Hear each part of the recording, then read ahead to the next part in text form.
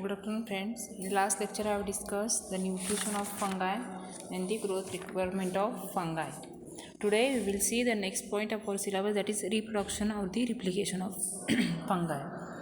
So most of the fungi reproduces sexually or the asexual. It means there is two ways of reproduction or the replication. That is, first, that is sexual reproduction, and second thing, that is asexual reproduction. Is only the fungi mostly reproduce asexually.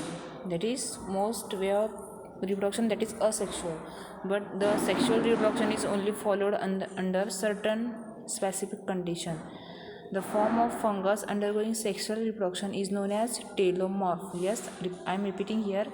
The form of fungus which undergo the sexual reproduction is known as, or is called as what? That is telomorph or the perfect stage. And when some fungus it undergoes asexual reproduction or the asexual form of reproduction, then it is called as anomorph or the imperfect stage. And the both, yes, if the fungus undergoes sexual reproduction, then it is called as what? That is telomorph or the perfect stage. And if the fungus undergo which reproduction? Asexual, then it is called as anomorph or the imperfect stage.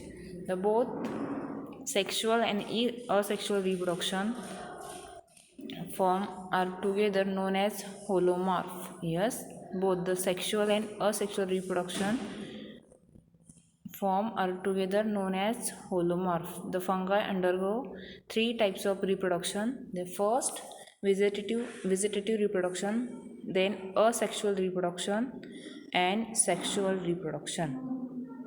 Yes, vegetative reproduction, asexual reproduction and sexual reproduction.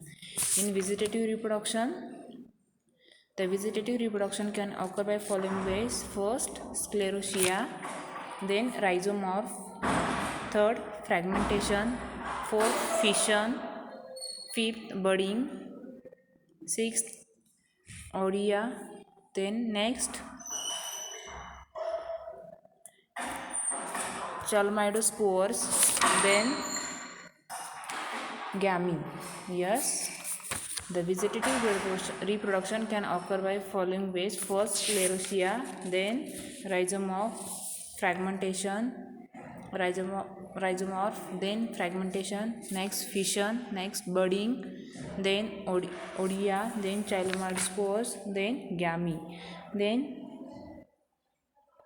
asexual reproduction. The asexual reproduction, there are different types of spores by fungi produced by fungi. In that, first zoospores, then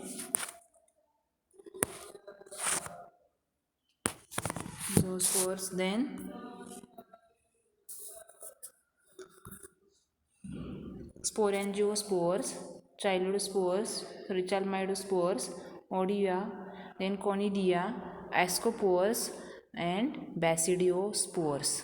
Yes, in asexual reproduction, first that is zoospores, sporangiosperms, then chalmydiospores, odia, then conidia, ascospores and basidospores.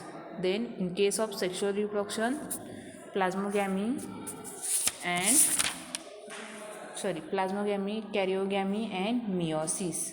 So this is the overall or the overview of these three ways of reproduction: vegetative reproduction, asexual reproduction and sexual reproduction.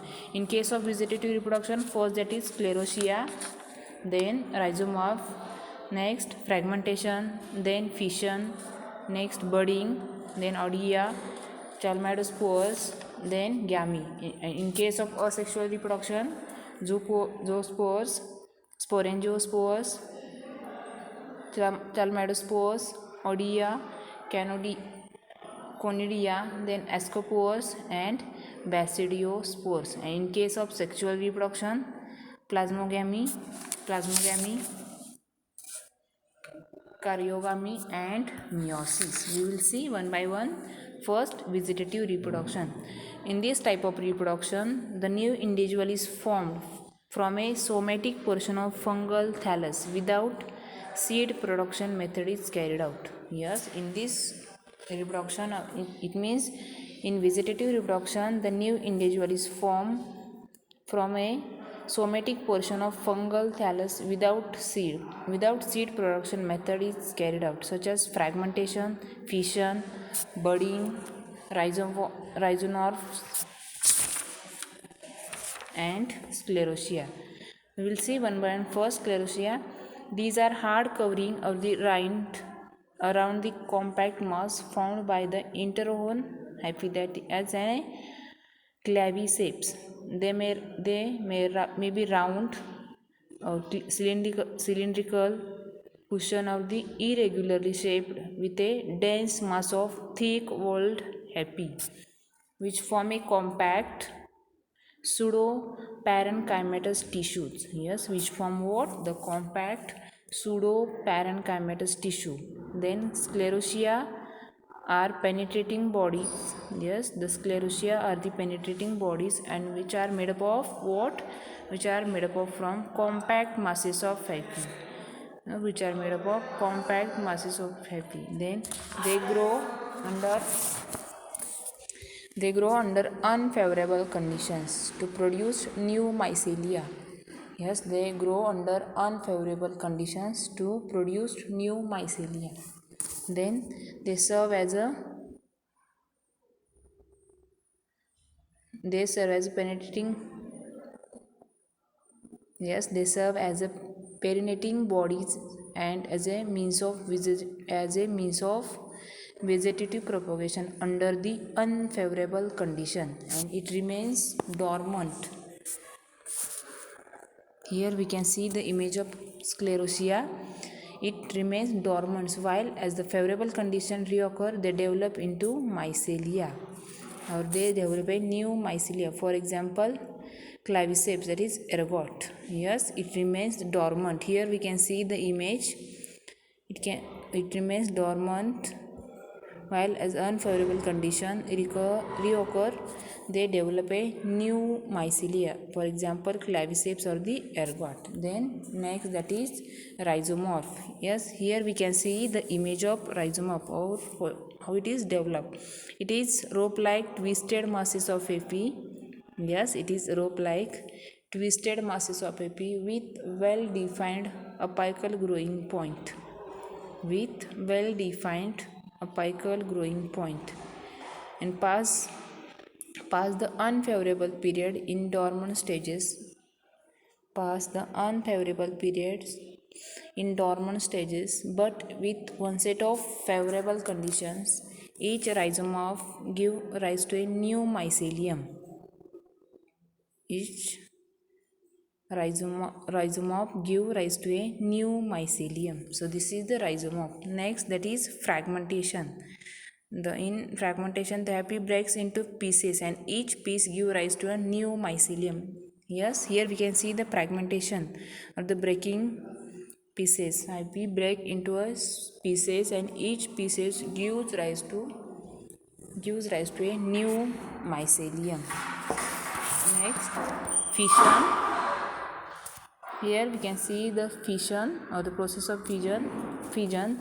In case of unicellular fungi, the single all is multiplied by this method. Then the parent cell is divided into two daughter cells. The parent cell is divided into two daughter cells by division of nucleus, followed by division of cytoplasm and the cell wall formation. I am repeating the process of fission. In case of unicellular fungi, the single wall is multiplied by this method and the parent cell is divided into two daughter cells by division of nucleus and followed by division of cytoplasm and the cell wall formation. Next, that is budding. In budding, the daughter birds appears from a parent cell.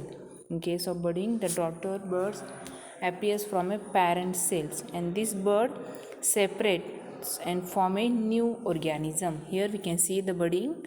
This bird separates and it forms a new organism.